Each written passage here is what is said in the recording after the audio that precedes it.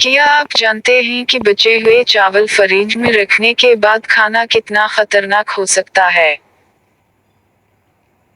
अक्सर तिब्बी माहिरीन चावल खाने से मना करते हैं, लेकिन इसके बावजूद लोग शौक से चावल खाते हैं और कुछ लोग तो एक बार बनाकर फ्रिज में रखने के बाद बार बार इन चावलों का लुत्फ उठाते हैं। लेकिन तिब्बी माहिरीन का कहना है कि बचे हुए चावलों को फ्रिज में रखकर खाना खतरनाक हो सकता है। तिब्बी माहिरीन का कहना है कि कच्चे चावलों में पहले से फूड पॉइजनिंग के जरासीम मौजूद होते हैं, जिनमें पकने के बाद मजीद इजाफा हो जाता है।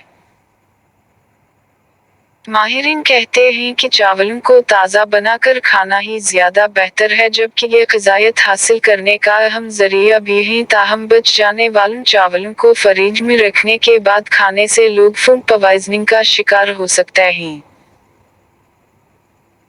माहिरीन के मुताबिक चावलों को दोबारा गर्म किया जाए तो इसमें कोई खास खतरे वाली बात नहीं, मगर इन्हें पहली बार पकाने के बाद किस तरह महफूज किया जाता है ये अहमियत का हामिल है। चावल जितना ज्यादा मामूल के दर्जा हरारत पर बनते हैं वो सेहत के लिए इतने ही नुकसानदा हो जाते हैं।